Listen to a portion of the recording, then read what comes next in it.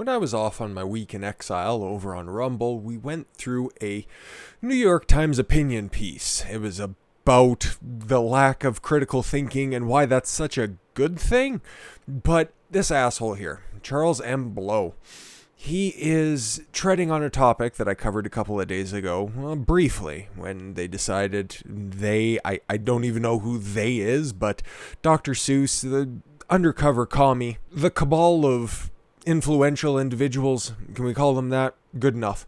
Decided that I guess his politics just weren't read enough and they were getting rid of 6 of his old classics for racist imagery. But this asshole right here, appropriately named Mr. Blow, I believe the M stands for must, has another hot take in here.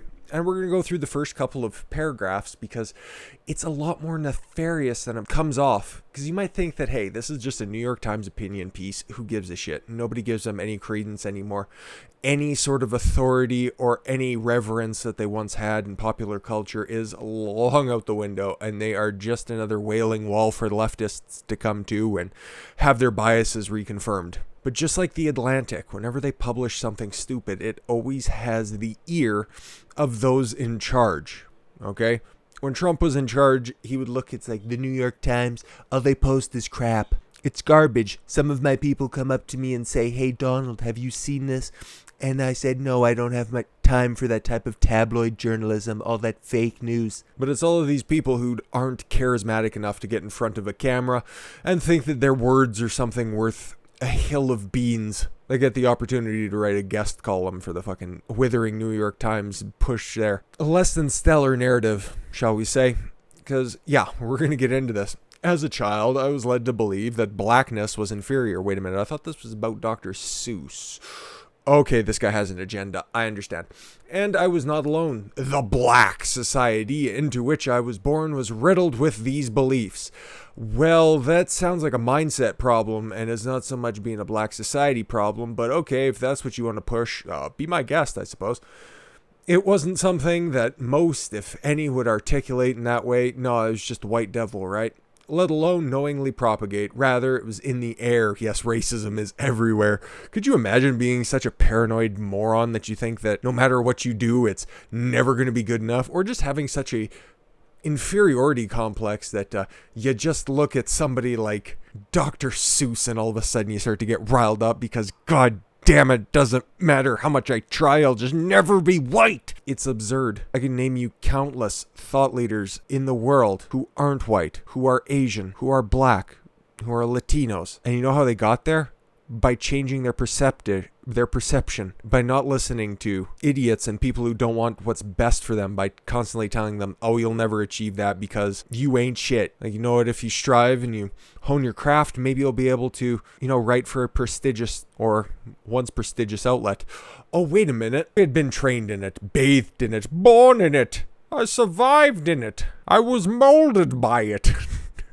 Does this guy fucking think he's Bane? A culture to hate ourselves. Bruh.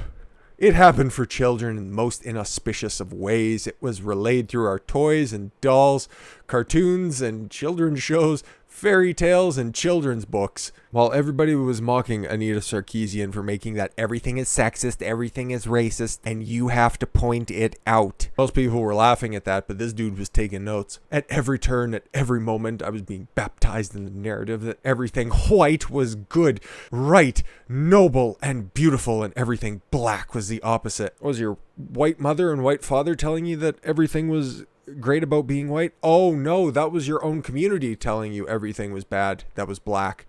Oh, okay.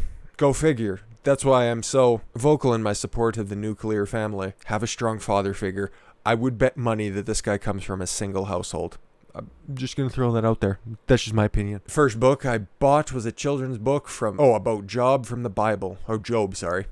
Job was the whitest of white men in the book, and so was the white savior with white beard lounging on a cloud. Indeed, every image I saw of Christianity featured white people. My great-uncle had a picture of a stringy-haired, blue-eyed, white Jesus hanging over his bed. He must have been a really terrible person, I suppose. We could continue to go on And in fact, this article is not terribly long, but I need not punish anybody else, including myself, any further. This is where it gets good. Some of the cartoons I can remember include Pepe Le Pew. Oh, everybody's seen this one coming from a mile away for a very long time, who normalized rape culture. Yep. Speedy Gonzalez, okay, whose friends helped popularize the corrosive stereotype of industrious Latinos.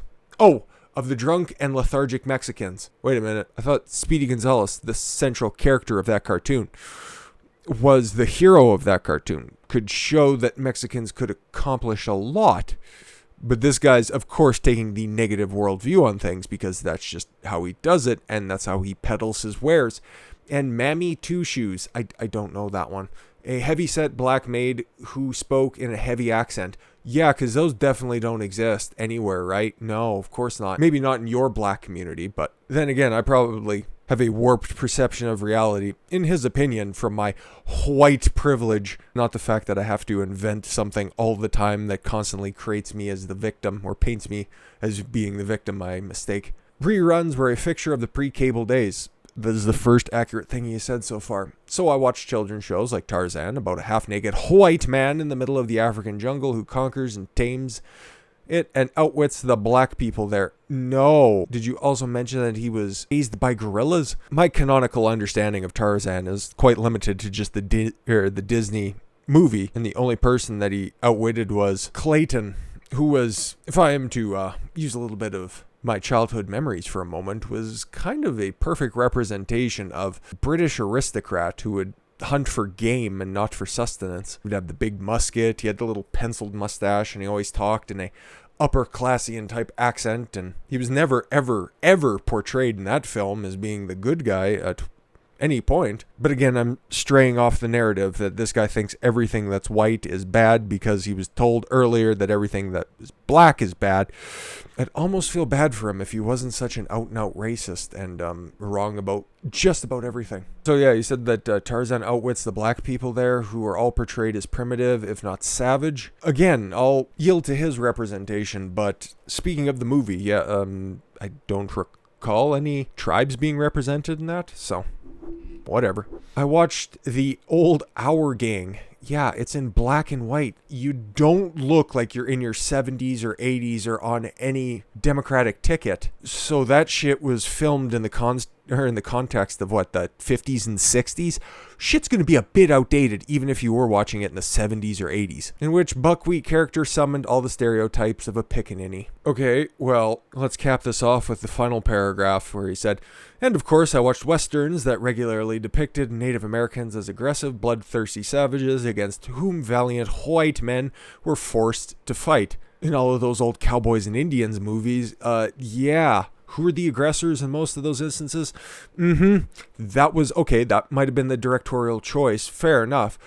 But you don't mention Tonto and the Lone Ranger now, do you? Or was that not a part of your rerun schedule? I understand, you're just cherry picking your ideas. But, of course, he's trying to piggyback off of the cancellation of Dr. Seuss books, some of them, by heaping on old institutions which regular people shouldn't have a problem with. If they don't have a racialized worldview, those are the type of the people who would normally flourish in society, people who don't think that they're victims at every single turn. But no, the rise of big tech has afforded people the opportunity to express their out-and-out racist views, because that's about all you can say about this. How many times did I have to say white in just the first few paragraphs? I'm sure it continues on, but I have no desire to continue this because that's not the point. Picking your examples leads you to be wide open for ridicule and criticism, in my opinion, okay? I'm going to make fun of you for being a total race baiter, and I'm not alone in this one, because the likes of Deadline, the likes of Yahoo News, a lot of places are calling him out for just being, well, like I was describing him, a total race baiter. Pepe Le Pew, the cartoon French skunk whose amorous attentions have chased generations of females, has been targeted by the New York Times columnist Charles Must Blow, claims in a tweet today that the Looney Tunes character added to rape culture. RW blogs are mad because I said Pepe Le Pew added to rape culture. We went and we checked the receipts. The fact check comes back true. Let's see. He grabs, kisses a girl stranger repeatedly without consent. I thought it was just one skunk, but it's been a minute since I've seen any Looney Tunes, so. She struggles mightily to get away with him. He won't release her. Well, does she ever go to the cops and press charges? Number 3, he locks a door to prevent her from escaping. It's true, Penelope Pussycat was often in Pepe's clutches. There, yeah, right. Bruh, if you were pointing out stereotypes before, that should have just been a beret-wearing, baguette-wielding, mime shirt-having Frenchman. Like, you should have just stayed on point. You shouldn't have brought in rape culture if you wanted to highlight stereotypes in the 40 or 50-year-old cartoons. Looney Tunes has previously stopped featuring rifles in its updated portrayals of Elmer Fudd. That's why I haven't seen Looney Tunes in a long time. Mr. Blow previously took on Dr. Seuss in an op-ed titled, 6 Seuss Books bore a bias, one that we just referenced.